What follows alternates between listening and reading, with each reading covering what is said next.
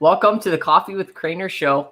Hope everyone is doing well. And today we have a special guest, Trevor Georgie, all the way out in New Brunswick, joining us today. He is the president and general manager for the St. John Sea Dogs, Junior A hockey club located in the Quebec Major Junior Hockey League.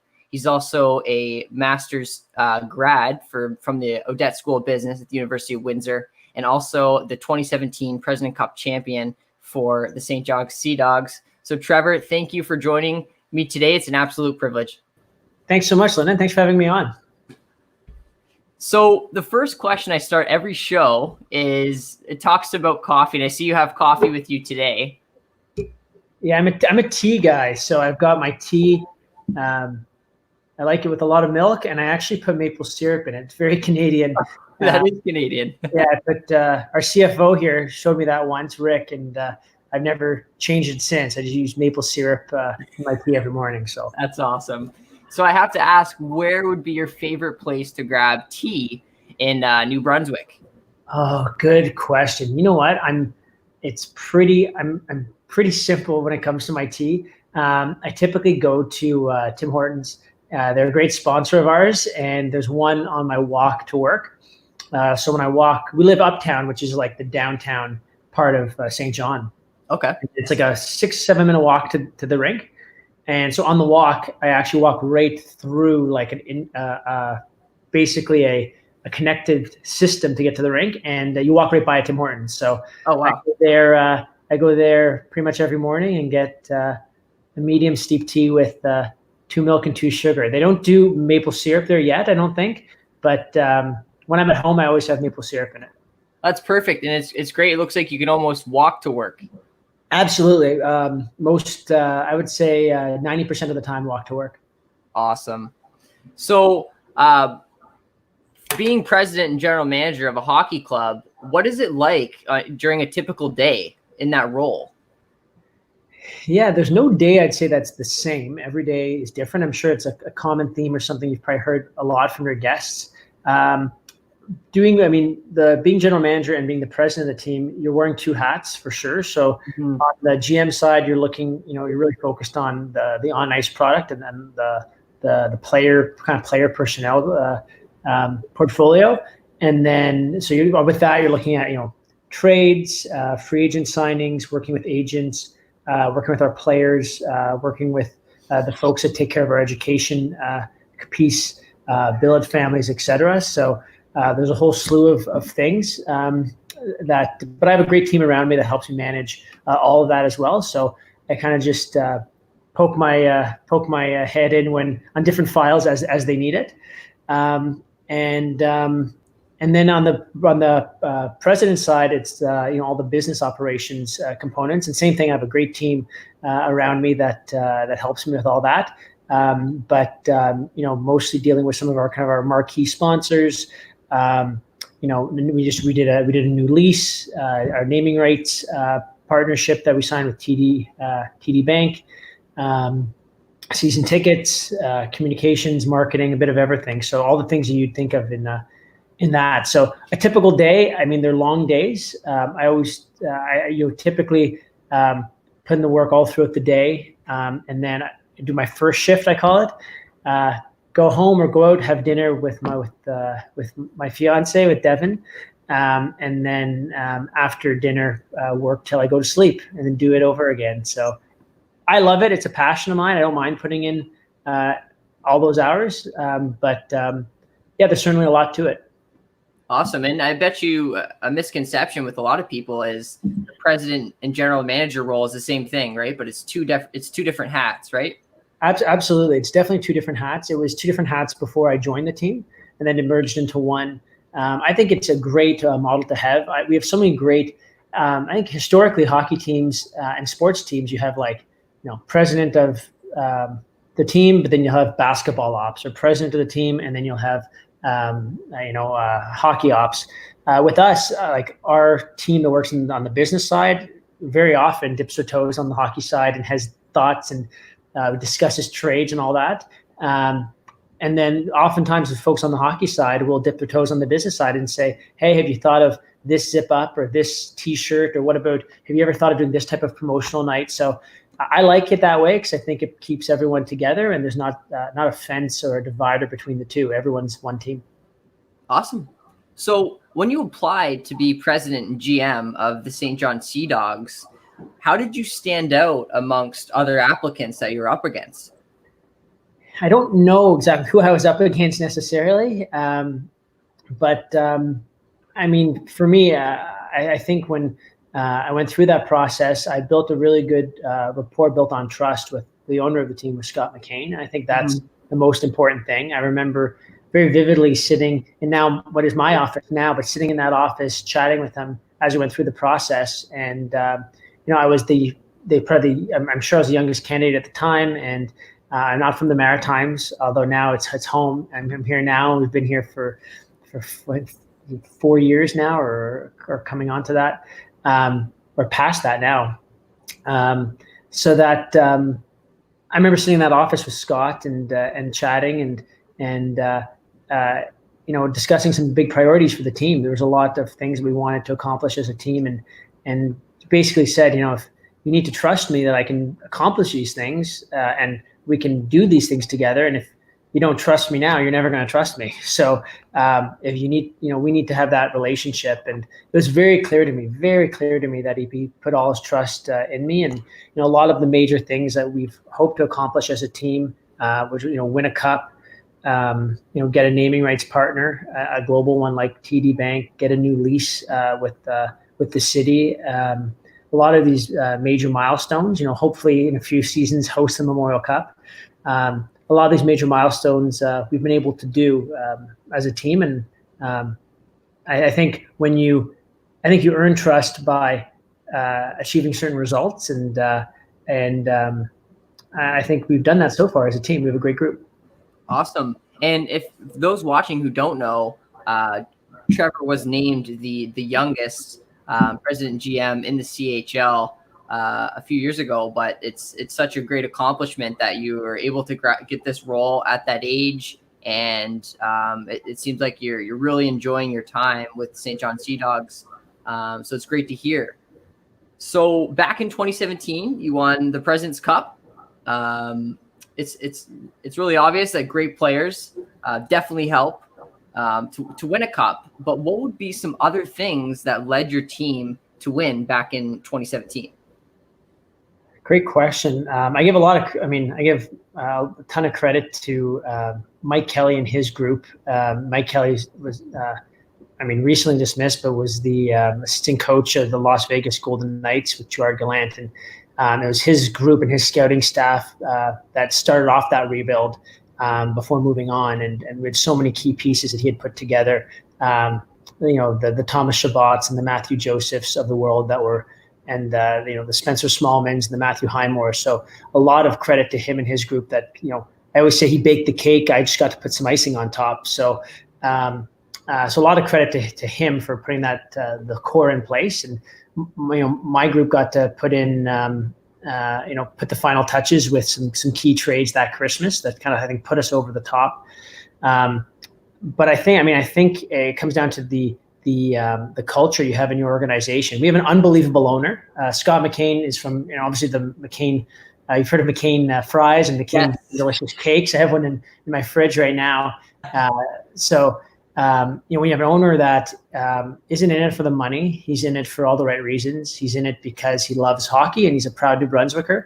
I think you make decisions then based on doing the right thing versus doing necessarily the right thing for your wallet. And that's not Scott at all. And so I think by having an owner like that and having that consistency through our organization, I think that allowed us to make decisions when we went to win the cup.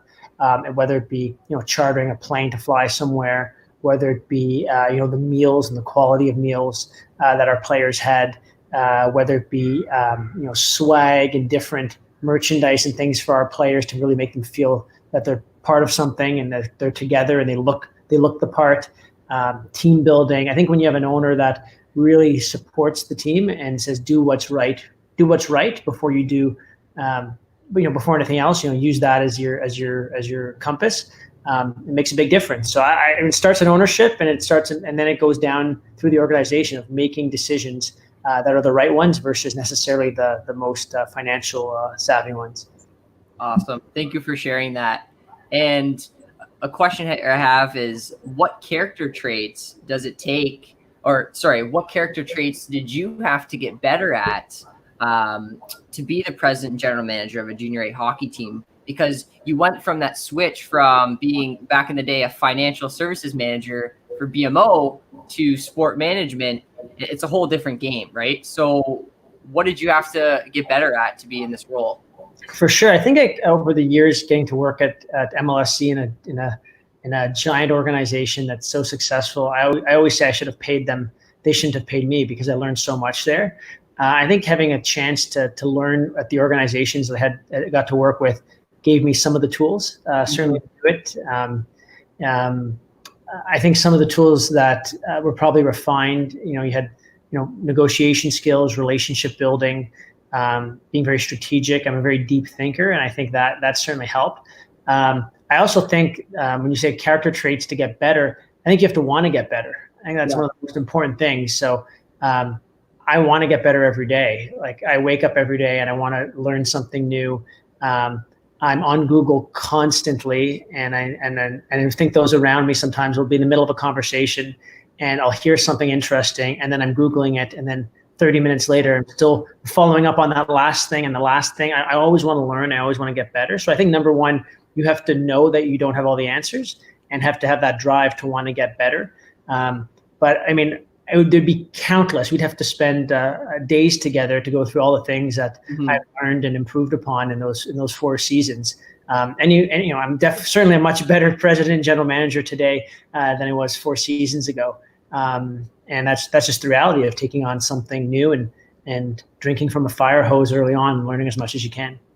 Awesome. Yeah, you made a great point. Personal development and the want to change yourself is so important with any role that you take on. So thank you for sharing that.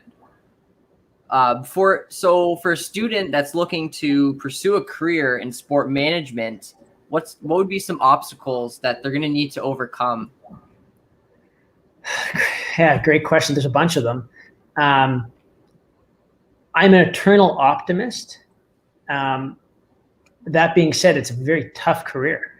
So there's a few things to be realistic about. Early on, you're going to make very little money. So expect that right out of the gate that you're lucky if you're making any money. My first 2 kind of sports opportunities, one was doing through the Odette School of Business, a consulting project with Pete Dobrich, who was one of the owners of the Windsor Spitfires.